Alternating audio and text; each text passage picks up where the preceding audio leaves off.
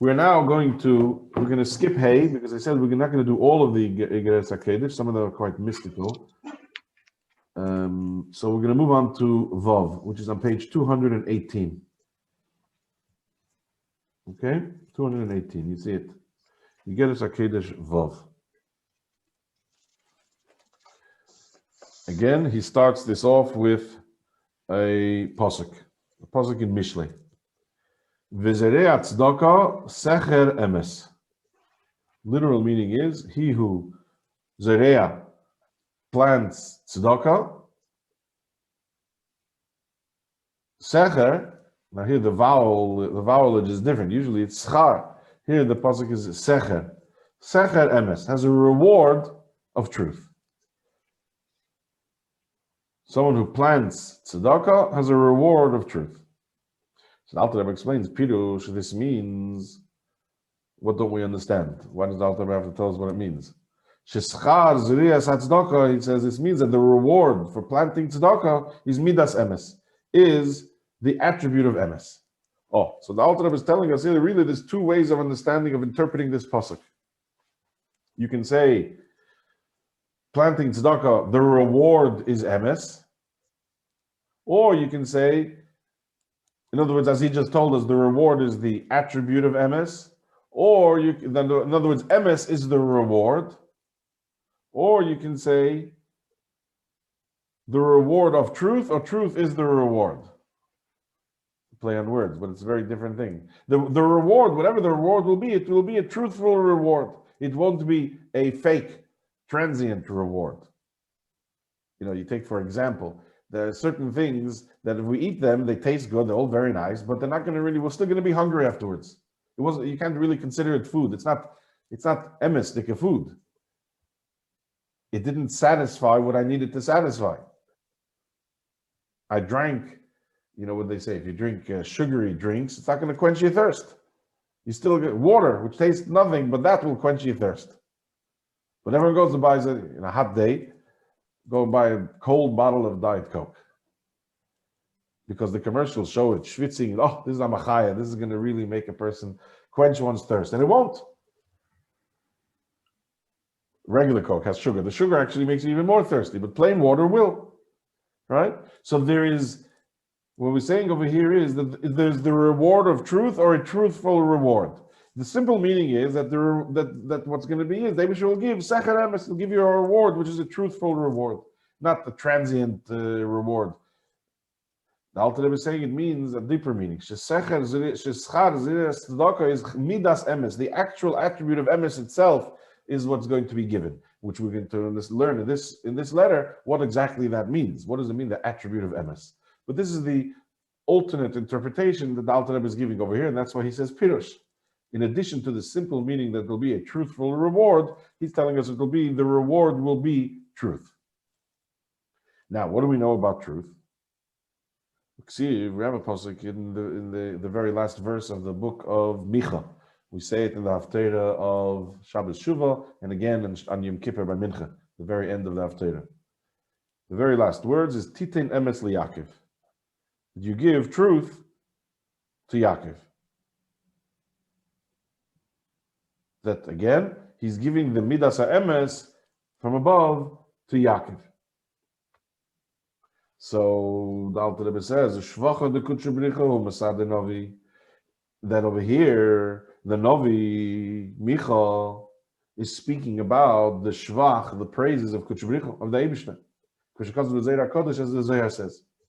In other words, this isn't a pasuk which is petitioning or requesting from the Eibishter, Titein, please give the emes of Yaakov, but rather that he, like in the previous pasuk, it's not asking for the emes, but it's giving. Titein, you will give the emes of Yaakov. Pirush, Shakadosh Baruch Hu haneisin midas emes leYaakov. This means that it's the Eibishter who's giving the midas emes, the attribute of emes, to Yaakov.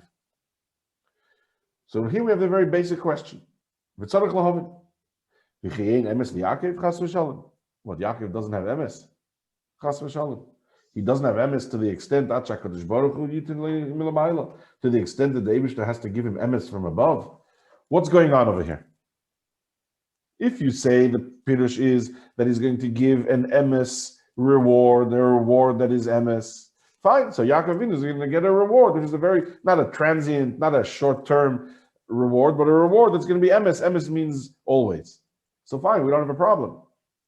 But if, as we're saying in our pasuk here in Mishlei, that the reward is emes, so what does that mean? Yaakov doesn't have emes, and now Abish is going to give him emes. What is it that he's giving him? What is it that Yaakov is lacking that Abish has to give him? And it's called emes. What is this emes that Yaakov is lacking that Abish has to give him?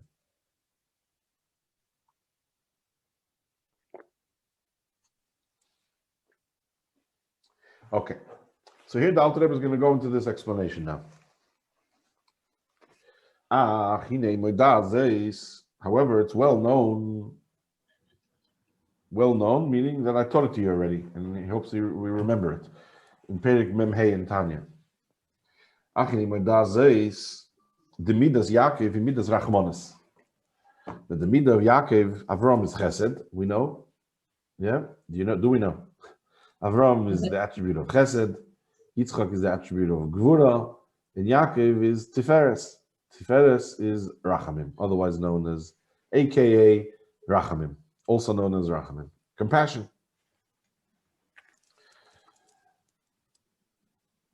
Avram Avinu served the Eibishter with Chesed, Yitzchak served him with Gvura, and Yaakov served the Eibishter with Rachamim. What does it mean serving the Eibishter with Rachamim or with Rachmanis?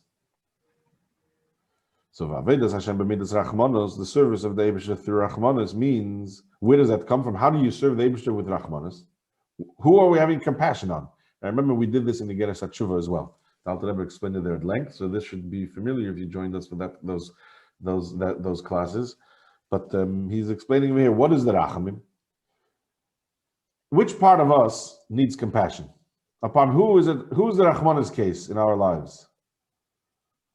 You remember? There's a part of me which is a bitter Rachmanis that I have to take compassion over. That's over my neshama, because my neshama is imprisoned in a goof, in my body, with all the distractions of the body. So I have to take compassion on my neshama. Remember that? We did that in the Iggeres Hakodesh. He says, "Avodas Hashem midas rachmanos." He haba. This comes from where mehis eredus rachamim rabim, by awakening, by arousing a tremendous rachamim, belev ha'adam, a profound compassion, belev ha'adam, in the heart of a person, over compassion on who? Al nitzutz lekus shebenafshe, on the godly spark that's in his nefesh. Why does this godly spark need the person's compassion? It's a godly spark. What's the problem here? That the godly spark is in need of compassion. Because this godly spark, this nitzutz lekus, is distant from the eir pnei Hashem, from the light of the countenance of the pnimius of the Eibishter. Why is it far? It's far whenever the person goes about b'cheshech, in the darkness of heavenly ha'ilam, of the vanities of the world. That when the person allows himself to go and follow what the nefesh habam is, and the whole, we know the whole thing, it drags the nefesh elikis further and farther and further away from Eir Pnei Hashem, from the light of the Eibishter. The neshama, before it came down, was attached and was one and basked in the glory of the Eibishter. Then the neshama had to come down into this world, into a goof, which is already a problem for the neshama. It's a foreign place. And then this goof takes it to places and situations where the neshama is suffering tremendously. So as soon as we realize that, we should start feeling compassion for our neshama. So how are we going to feel that compassion? The awakening, the arousal of this Rachmanis, again, like we did before, the love of Hashem comes from Tvuna and Das. The understanding of how grave is the Rachmanis on our neshama also comes from Tvuna and Das, by understanding and contemplating the greatness of Hashem. The more we understand and contemplate the greatness of Hashem, the more love we will have for Him, as we did in the previous letter. in letter Daled. And again, here he's telling us the more understanding, Tvuna and Das, we have with the Eibishter, the more we're going to realize the godless of Hashem, the greatness of Hashem. How great is he that even the supernal worlds, the upper worlds, and not just upper worlds, the next floor above us, but the upper worlds, up and higher, ad ein kates, limitless. All of them are considered as nothing, as insignificant as naught before him. We get excited with upper worlds and higher worlds, and on a yard site we say the neshama should have an aliyah, and it goes up to a higher level, and it's a wonderful, tremendous thing. To him, to the Eibishter, all of that is totally insignificant. Keloi mamash. It's considered as nothing. Chashivi considered kamei before him. The more we understand and learn about Elikus, the more we realize that all of those things to him, he is above and beyond all of that. To us, these are significant levels, and higher and more special and more special. And that's for us, that gives us an understanding of the greatness of the Eibishter. What gives us another angle to the greatness of the Eibishter is that to him it's absolutely nothing. It's insignificant. He's so much greater than that. Kikol shifam v'chayusam, because all of these elemis, all of these heavenly, whatever it is that we're familiar with in the heavens, whatever you've learned in Chassidus and Kabbalah, Atzilus and Bria, all the elemis, and Eden Seif and Tzimtzum, or whatever, all the terms that you are familiar with, whatever it is that we know, they are insignificant to the Eibishter. Why is that? Because Kichol Shifam v'Chayusam, because all of their flow of energy, Ein Rak Miziv, top of the page, Ein Rak Miziv v'Ha'ara Me'ois Echad Mishmei Yizbarach. They are nothing more than a glimmer, a ray, and not a glimmer and a ray from the Eibishter, but a glimmer and a ray from his name. And not just a glimmer and a ray from his name, but a glimmer and a ray from Ois Echad, from one letter of Shemoi Yizbarach, of his name. Remember, we spoke a lot about the Eibishter's name in the Iggeres Hatshuva. Over there, the Alter Rebbe says, that it brings from the Zohar, that Teshuva is Toshuv Hey, to return the Hey in the Yud Kei Vav Kei. And we explained then, what is a name, right? Let's stop for a moment. What's the significance? What's a name? Can you live without a name? You can't live without oxygen, right? So you have to breathe. You need food, so you ate breakfast today, I hope, right? You need sleep, so you slept, right? There are certain things that we need. Do you need a name? Would you not survive without a name? If your parents wouldn't have named you, would you not be able to be, would you still be sitting here today? Yeah. What's the name? The name is something which is external to you completely. The only reason you need a name is because they need to differentiate you from other children. Our names are destiny. Oh yeah? That's a nice bumper sticker, but what does that mean? It means that everything's mapped out in the name we're given. It's all hashgacha process. Okay, that's really something else. Okay, fine. That's on a mystical level. I'm talking on a practical level, on the most practical level. My parents gave me a name for two reasons. Because in Mitzvah Hashem, they can have more children. You got to differentiate between them. So they could have called me one, and they called my brother two. But there's a second reason, because then I'm going to go to school, and there's going to be other ones and twos and threes. How are you going to differentiate between them? So they had to give me a name. In fact, in my class, I had a cousin who had the same name. So there was Avraham 1 and Avraham 2. Kievman, right? The point is, a name is not vital to our existence. It's a label. In fact, we have many different names. You think, how many names do you have? You think you have one or two names? No, you don't. Because your names change. Right now, your name is, you can call it student. You're learning. Or your name is Zoom client. Later, if you're going to go to the bank, you're an account holder. And when you're going to go to the dentist, you're a patient. And when you're going to speak to your children, you're a mother. And when you speak to your husband, or you speak to you're a wife, you're an uncle, you're an aunt, you're a child, to your parents, right? We have many different names. In other words, the names that we have express what we're doing. All right? We had a quote a few weeks ago. The Alter Rebbe quoted here. With the Moshe Rabbeinu asked the Eibishter, "What's your name?" And what did the Eibishter say? "Lefi ma'aseh ani nikra." According to my actions, that's what I'm called, depending on what I'm doing. All right? No, it wasn't here. It was in Basi Legani. Basi Legani never brings it down. Basi Legani, 1981. The Eibishter says, according to what I'm doing, that's what I'm called. So a name is really chitzenius. A name is external to who we are. And the same thing applies to the Eibishter.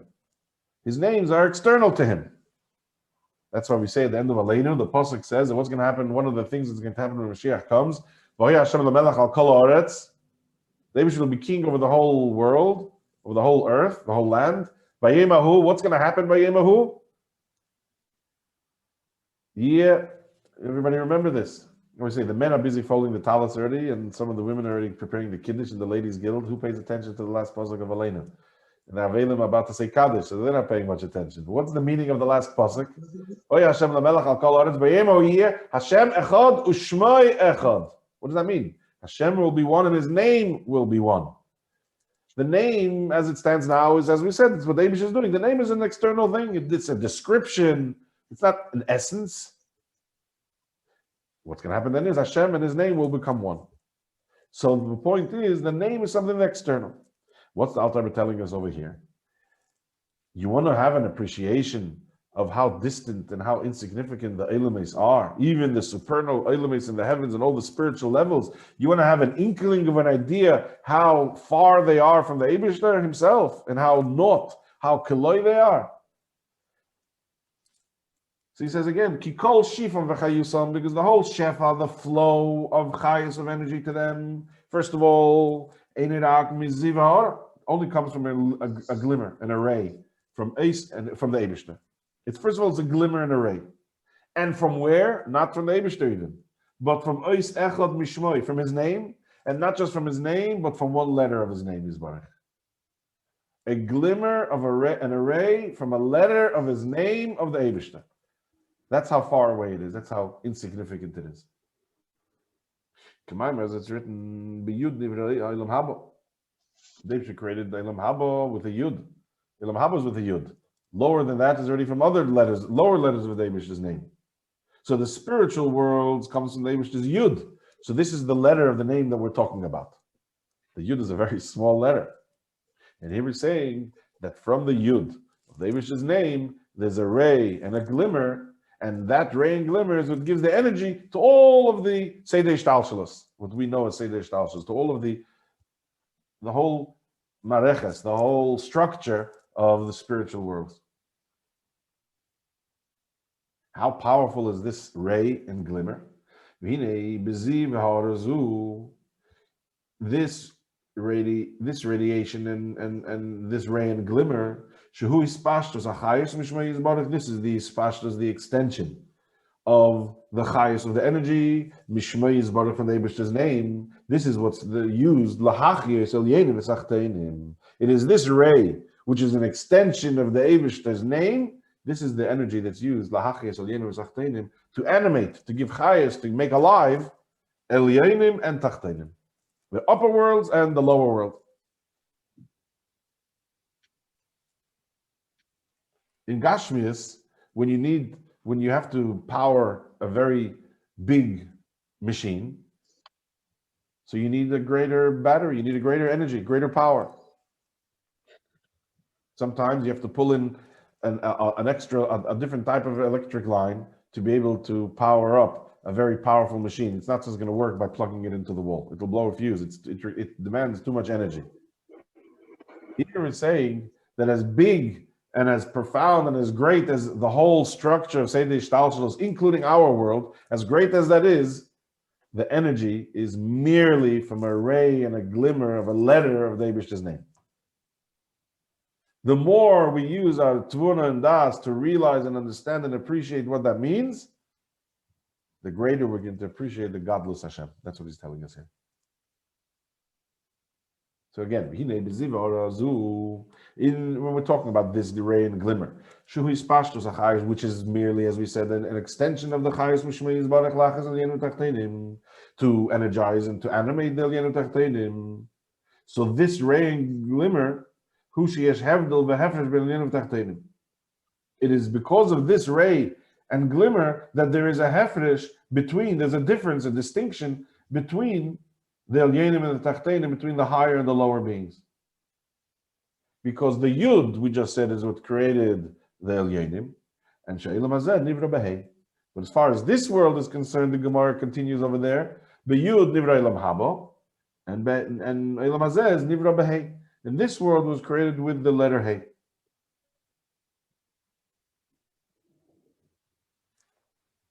So it's getting even less. The Yud Kei Vavke is the Eibish's name. We said that the Eibush is called by what he's doing. What is the word Yud? So in other words, each name is a verb. What does the word Yud Kei Vavke mean?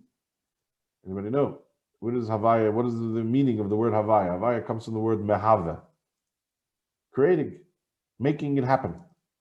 Mehave. So Havaya is, he is the one who's making everything happen. So he's called Yud Kei Vavke when he's making things happen.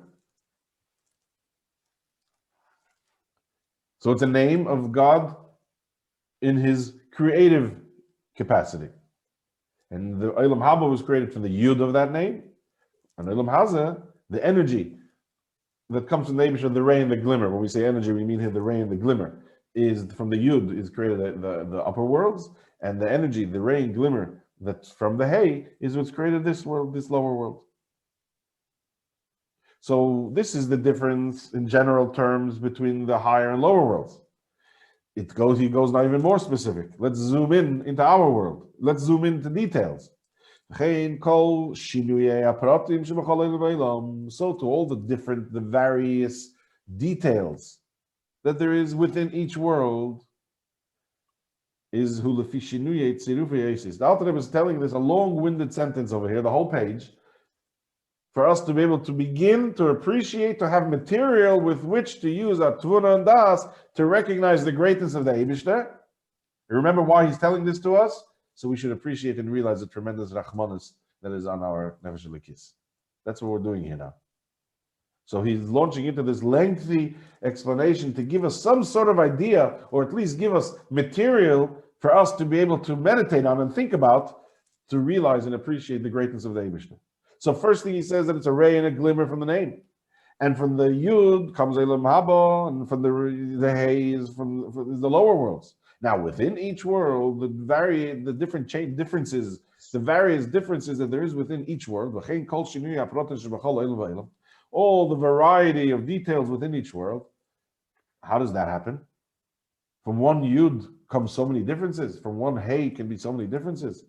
This is already determined by the Shinuye, the differences in the Tzirufei Eisis, in the combinations of the letters through which they are created. Okay, what does that mean? So the Alter Rebbe discussed this at length in Shar Yichud Ve'emunah, which perhaps we'll get to one day. In short, what it means is like this. We have A, B, C, and in other languages you have other letters, whatever it may be. There's no significance to them. That's what, by convention, a society has agreed that this here is called a CUP.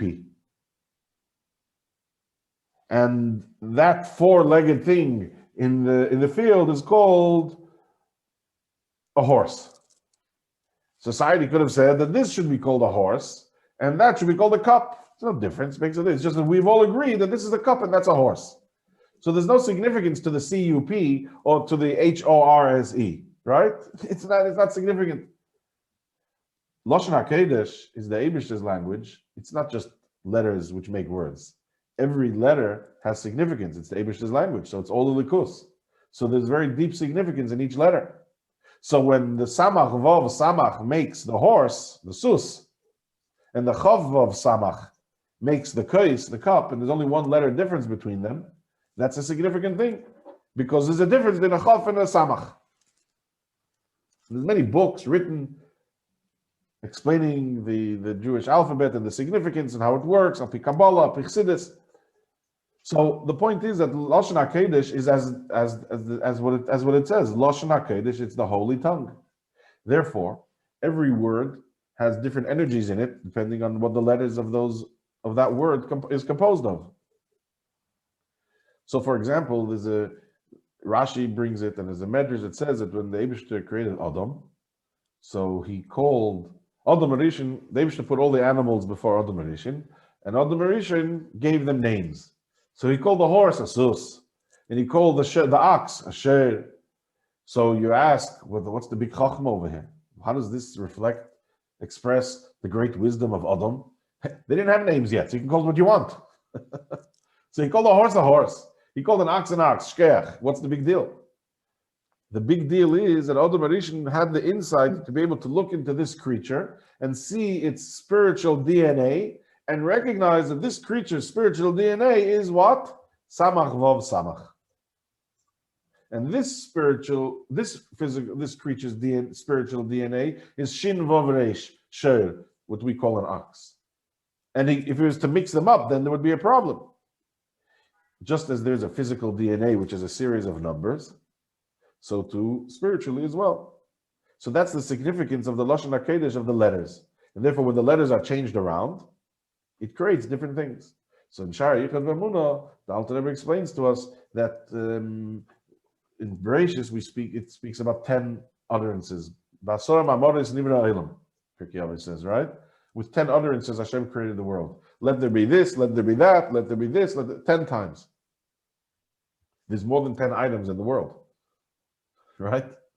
So how from these 10 utterances of Hashem, those words, how from that was created the infinite? Well, it's not infinite. The world is limited, but to us, it's uncountable the amount of stuff and things that there is in the world. How is it done? How's that done? So the Alter Rebbe says that comes from the interchanging of the sirufei ha'osiyos. What do you refer to over here now? Shinuyei sirufei ha'osiyos is the combination of the letters. So from the various combination of the letters with which the Eibishter used in creating the world, and these 10 utterances, different combinations of the letters created all the different nuances and the different things, and this is what we have, this whole world with all of the various details that there is in the world. So the Eibishter said, Tachi ha'aretz desha, let the earth sprout forth growth. And from that comes all the various species of growth, the colors, everything else that's involved in them, the medicine that's within the different types of growth, the shape, the size, the trees, the grass, anything that grows from the ground was included in that original one short statement of let the earth produce growth. But Stephen, I thought you said it's just with the hay that it was created. So where does all the other letters come into being? When did we know that those other letters came? What does it mean that just with the letter Hey, Olam Hazeh was created? From the letter of Hey, he just told us, like the letter of Yud, he told us that this is where the energy comes from. The energy to energize all of the worlds. Now, the specific variations that there is in all the worlds, I'm saying here is, that he's telling us is, that's already from the Tzirufei ha'osiyos with which the Eibishter created the world. From the combination of letters and words with which he used to create the world. Where are those letters and words? In the Asorim Amoris. Now, what's the energy that keeps it all existing? That's from the Hey of Yud Kei Vav Kei. Okay, thank you. Okay. So this is what he means over here when he says Shinuyei Tzirufei ha'osiyos. Okay, that's a short overview of what the Alter Rebbe explains at length over there in Shara Yichud V'Emunah. You understand? It's not complicated, right? It's use the example of DNA and different things. So the letters themselves, what's important over here is to understand is that the letters, unlike any other language, the letters themselves are very potent and have energies to them. And therefore, when you put different energies together, like in any chemistry class, you put different chemicals together, you'll have different reactions.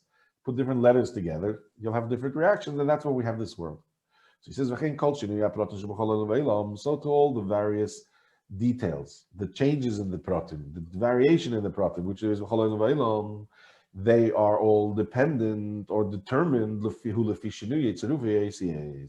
are all determined by the differences in the combination of the letters. That's one factor which allows for the variation in the words. Then there's other factors. And also shinuyei hazman in ba'avar. So to the distinction between past, present, and future. Vishinuye kol hakodesh, and the variety, the changes in the variety in all of the events, b'chilufei hazmanim, on all of that. Kodesh means all the happenings, all the events that happen throughout chilufei hazmanim, the changings of time. All of these things, past, present, and future, and all of the events that happened during all of those changes, during those times, and as a result of the changes, everything, hakel, everything comes from Shinuye Tzirufei Eisis. All of these are determined by the differences in the combinations of the letters. The Rebbe would speak many times, for example, that there are different combinations of Yud Kei Vav Kei, and each one of the 12 months have a different order of the Yud Kei Vav Kei. Shvat, we're holding in Shvat. If I remember correctly, the Rebbe spoke that the combination of Yud Kei Vav Kei here is Homer Yemirenu V'Hoyahu. We just did in Rambam. If you did doing Sefer Mitzvahs, we just finished Hilchas Tmura. Yesterday, we made a siyum on that Sefer. The Hilchas Tmura, which is the laws of exchange, and over there the pasuk says about that Homer Yemirenu, that if he changed it, then this exchange is also holy, because you're not supposed to do an exchange. So if you did an exchange of an animal that was meant to be a carbon, you exchange it with another animal, then both animals are now holy. But anyway, the pasuk over there says V'homer Yemirenu V'hoyahu, and the first letters of those 4 words is Yud Kei Vav Kei, Vav Yud, and then Hey Yud, Hey Vav. No, V'homer Yemirenu V'hoyahu. Homer Yemirenu V'hoyahu. That's right. Hey Yud Vav Hey. So that's another way of writing Yud Kei Vav Kei. Hey Yud Vav Hey. So for the month of Shvat, the order, the energy that the Eibush is giving to the world is through Hey Vav Yud Hey. Not Yud Kei Vav Kei, but this month it's Hey Vav Yud Hey. Another month it's a different pasuk. Right? That's what he's telling us over here. Not just that everything that Hashem created is from the differences in the combination of the letters and the words, but everything, time, past, present, and future, and all the changes in time is also as a result of these different combinations of the letters. That's why, for example, another example, the Alter Rebbe tells us that every year in Rosh Hashanah there's a new light which comes down into the world. What's the new light? A new energy. A new energy means that there's a new combination of the letters. I don't know very much about the technology, but there's an encryption in computers, right? And when you encrypt it, so then it stops hackers from being able to get in, because the numbers are always changing. And therefore, it's very difficult to be able to hack and break into that encryption. And that's what we're saying over here. The Eibusher's energy of the world comes through his different changes of his different, the encryption of the different letters with which he creates the world. Okay, we're going to continue next week, and we'll understand what he's aiming for, what he's trying to get to us over here. But the general point he's trying to tell us, explain to us here, is to understand greatness of the Eibusher, and then we will have a proper Rachmanus in our Neshama. Okay. Have a good week, everybody. Any questions? Okay, thank you. It's hard to actually understand beyond the words. I mean, this idea of the DNA, spiritual DNA, I can't quite understand what that means. I mean, I understand the words, but I don't know what lies behind that. Okay, so let's take a mundane example which they give to understand DNA, because DNA is also esoteric. A mundane example to understand DNA is, if I forgot to put salt in my challah dough, doesn't work. The dough will bake a challah, but it will be missing salt. But it's not vital. But if God forbid certain DNA is missing, and then the child has the different problems.